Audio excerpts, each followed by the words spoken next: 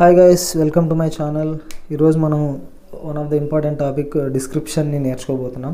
అంటే థర్డ్ లెసన్కి సంబంధించి ఈ విధంగా క్వశ్చన్ అడిగే ఛాన్స్ ఉంటుంది అనమాట. In the lesson the black aeroplane, the pilot of the old Dakota had a dangerous and strange experience as he flew his plane into the storm. అంటే ఈ లెసన్లో ఆ పైలట్కి ఒక డేంజరస్ ఎక్స్పీరియన్స్ జరిగింది కదా. స్టామ్లో ఆల్మోస్ట్ తప్పిపోయే టైంలో స్ట్రేంజ్గా అంటే అన్ఎక్స్పెక్టెడ్గా ఇంకొక బ్లాక్ ఏరోప్లేన్ నుంచి ఒక వ్యక్తి వచ్చి సేవ్ చేస్తాడు తనని. ఆ పైలట్ ఇంకొక పైలట్ వచ్చేసి సేఫ్గా ల్యాండ్ అయ్యేలాగా చేస్తాడు. అది ఎక్స్పీరియన్స్ అయ్యాడు కదా. అతను మళ్ళీ కిందికి వచ్చి లేడీ కంట్రోల్ సెంటర్లో ఉన్న లేడీ గురించి ఆరాధిస్తాడు. అంటే ఆ లేడీని ఆరాధిస్తాడు ఈ వ్యక్తి గురించి. సో ఎవరు నన్ను కాపాడింది అని చెప్పేసి ఈ విధంగా తనకు ఎక్స్పీరియన్స్ జరిగింది. Imagine your self as the pilot of the old Dakota and describe the incident. నువ్వే ఆ ఓల్డ్ డకోటా ఏరోప్లేన్లో ఉండే పైలట్ అయితే దాన్ని డిస్క్రైబ్ చేయి అని చెప్పి ఒక క్వశ్చన్ అడుగుతారనమాట. మనమే ఆ వ్యక్తిలాగా ఇమాజిన్ చేసుకొని రాయాల్సి ఉంటుంది. ఈ విధంగా ఉంటుంది అనమాట answer. As I flew into the Storm, I అని చెప్తాం ఎందుకంటే డిస్క్రిప్షన్లో ఇమాజిన్ యువర్ సెల్ఫ్ అన్నారు కదా. మనమే ఆ పైలట్ కాబట్టి మనకే ఎక్స్పీరియన్స్ అయినట్లుగా చెప్పాలా. As I flew into the storm, నేను ఆ స్టామ్లోకి ఎగిరినప్పుడు, ఆ తుఫాన్లోకి అంటే ఎంటర్ అయినప్పుడు, everything changed in an instant, ఉన్నట్టుండి అంత ఒక్క ఇన్స్టెంట్లో అంటే ఒక క్షణంలో మారిపోయింది. The clear night sky which had been so calm and comforting just moments before was swallowed up by a terrifying mass of black clouds. ఉన్నట్టుండి అప్పటిదాకా క్లియర్గా ఉండే ఆ రాత్రి ఆకాశం, క్లియర్ నైట్ స్కై, అప్పటిదాకా చాలా కామ్గా కంఫర్టింగ్గా అంటే కొన్ని క్షణాల ముందు అంత కామ్గా ఉండే ఆ స్కై ఉన్నట్టుండి ఈ టెర్రిఫైయింగ్ మాస్ బ్లాక్ క్లౌడ్స్ అంటే ఈ నల్లటి మేఘాలు, భయంకరమైనటువంటి నల్లటి మేఘాలు ఆ కామ్నెస్ని మింగేశాయి అన్నట్లుగా వచ్చేసింది ఆ తుఫాన్. The soft glow of the moon vanished, అప్పటిదాకా సాఫ్ట్గా వెలుగుతూ ఉన్నాడు కదా చంద్రుడు, మాయమైపోయాడు. వెన్నెల అనేది లేదు. Replaced by a swirling chaos of darkness, ఆ వెన్నెలంతా పోయి ఏమొచ్చింది, డార్క్నెస్ వచ్చిందనమాట. సుడులు తిరుగుతూ డార్క్నెస్ వచ్చింది. The storm closed in around me, storm నా దగ్గరకు వచ్చింది. And my little Dakota plane was tossed about like a toy in the wind. సడన్గా నేను ఎంటర్ అయ్యేసరికి ఆ తుఫాన్లోకి, ఆ స్టార్మ్లోకి ఈ లిటిల్ డకోటా ఏరోప్లేన్ ఒక బొమ్మలాగా తిరిగిందనమాట, గింగిరాలు తిరిగింది. టాస్డ్ అప్ అంటే మొత్తం తిరగబడిపోవడం, ఆ టాస్ కాయిన్ ఎలా అయితే తిరుగుతుందో ఆ విధంగా గిరగిర తిరిగింది ఈ ఏరోప్లేన్ ఒక బొమ్మలాగా ఆ గాలిలో.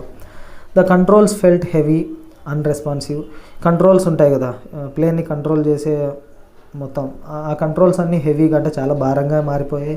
అన్రెస్పాన్సివ్, రెస్పాన్స్ అవ్వట్లా అంటే అతను కంట్రోల్ చేయలేకపోతున్నాడు. And I could barely see through the windshield as rain lashed against it. Windshield మొత్తం గ్లాస్ ఉంటుంది కదా ముందు, ఏరోప్లేన్ ముందు, దాని నుంచి చూద్దాం అనుకుంటా ఉంటే ఏం కనిపించట్లేదు, ఎందుకంటే వర్షం లాస్ట్ చాలా ఏమంటాం దారుణంగా వర్షం కూడా పడుతూ ఉంది. And flashes of lightning illuminated the storms fury, దానికి ఇంకో పక్క ఆ తుఫాన్లో ఈ మెరుపులు కూడా మెరుస్తూ కనిపిస్తూ ఉన్నాయి. చాలా భయంకరంగా ఉందన్నమాట ఆ సిచ్యువేషన్. ఫియర్ గ్రిప్డ్ మీ, సడన్గా ఇంకా భయం స్టార్ట్ అయింది నాలో. మై కంపాస్ స్పన్ వైల్డ్లీ, నా కంపాస్ ఎటు పడితే అటు తిరిగింది కంట్రోల్ లేకుండా. And the radio had gone dead, radio కూడా పనిచేయడం ఆపేసింది. No more contact with the ground, కింద భూమి మీద ఉన్న వాళ్ళతో కాంటాక్ట్ అనేది తెగిపోయింది. No help coming from air traffic control, ఇంకా వాళ్ళ నుంచి ఈ ఎయిర్ ట్రాఫిక్ కంట్రోల్ నుంచి ఎటువంటి హెల్ప్ ఇంకా రాదనమాట, ఎందుకంటే సిగ్నలే లేదు కదా. So I was completely on my own flying blind in a storm that seem determined to swallow me whole. ఇంకా ఆ స్టామ్లో అంటే నన్ను మింగేసేలాగా ఉంది ఆ స్టామ్లో నేను ఒక్కడనే బ్లైండ్గా అంటే ఎటు వెళ్తున్నానో కూడా తెలీదు, ఏరోప్లేన్ని కంట్రోల్ చేయడానికి ట్రై చేస్తున్నాను. Every instinct told me to turn back to find my way out of this madness.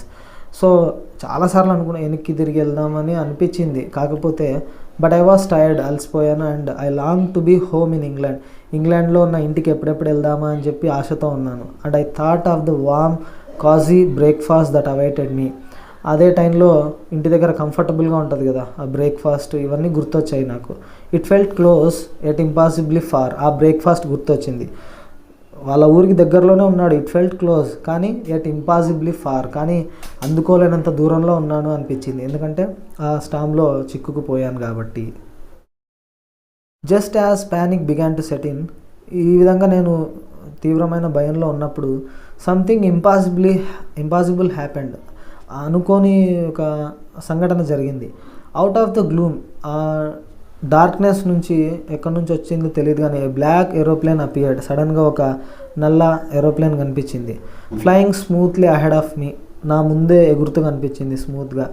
It lights బ్లింక్డ్, అందులో లైట్స్ వెలుగుతూ ఉన్నాయి. A beacon of hope in the darkness, అది ఎలా కనిపించిందంటే చీకట్లో ఒక ఆశా జ్యోతిలాగా కనిపించింది నాకు. Without a word the pilot in that mysterious plane gestured for me to follow. ఇంకా ఒక్క మాట కూడా చెప్పుకోకుండా ఆ ప్లేన్లో ఉండే, ఆ మిస్టీరియస్ ప్లేన్లో ఉండే ఒక పైలట్ నన్ను ఫాలో అవ్వు అని చెప్పి సిగ్నల్ ఇచ్చాడనమాట. జెస్చర్డ్ అంటే సిగ్నల్ ఇవ్వడం, నన్ను ఫాలో అవ్వన్నట్లుగా చేయి ఊపాడు. I trusted him immediately though I had no idea who he was or where he was leading me. నేను వెంటనే అతన్ని నమ్మాను, ఎందుకంటే అతను ఎవరో కూడా తెలియదు, అతను ఎక్కడికి తీసుకెళ్తున్నాడో తెలియదు, కాకపోతే ఆప్షన్ లేదు కదా, సో అతను చెప్పినట్లే నేను విన్నాను. I followed the black aeroplane through the storm. ఆ స్టామ్లో ఆ బ్లాక్ ఏరోప్లేన్ని ఫాలో అయ్యాను నేను. My senses told me it was madness but I had no other choice. నా సెన్సెస్ చెప్తా ఉన్నాయి, అంటే నేను తప్పు చేస్తున్నాను, ప్రమాదంలో పడతానేమో అని నాకు అనిపిస్తూ ఉంది. బట్ నో చాయిస్ లేదు కదా, సో అతన్ని ఫాలో అవ్వక తప్పదు. Finally as if by magic we broke free of the clouds and the familiar runway of an airport came into view below. సడన్గా ఏదో మ్యాజిక్ జరిగినట్లుగా మేము ఈ క్లౌడ్స్లో నుంచి బయటపడ్డాము. సడన్గా కిందికి చూస్తే ఒక రన్వే కనిపించింది, రన్వే ఆఫ్ అన్ ఎయిర్పోర్ట్ కనిపించింది నాకు. The storm was behind me, వెనకాల చూస్తే ఆ తుఫాను వెనకాల ఉంది. మేము తప్పించుకున్న క్లౌడ్స్లో నుంచి బయటకు వచ్చాం. అండ్ ఐ వాజ్ సేఫ్, నేను చాలా సేఫ్గా ఉన్నాను నేను. But as I descended to land, descended అంటే తెలుసు కదా, హైట్ నుంచి కిందికి రావడం.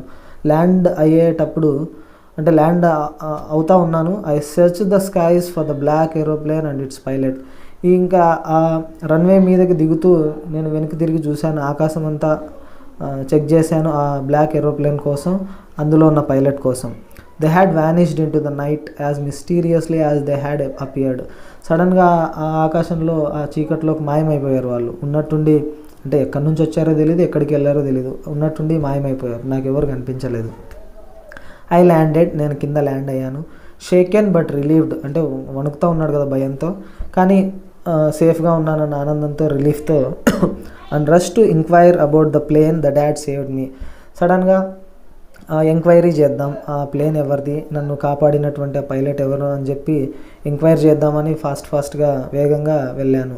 The airport staff looked at me in confusion. ఆ ఎయిర్పోర్ట్లో ఉండే స్టాఫ్ నన్ను చూసి కన్ఫ్యూజ్ అయ్యారు.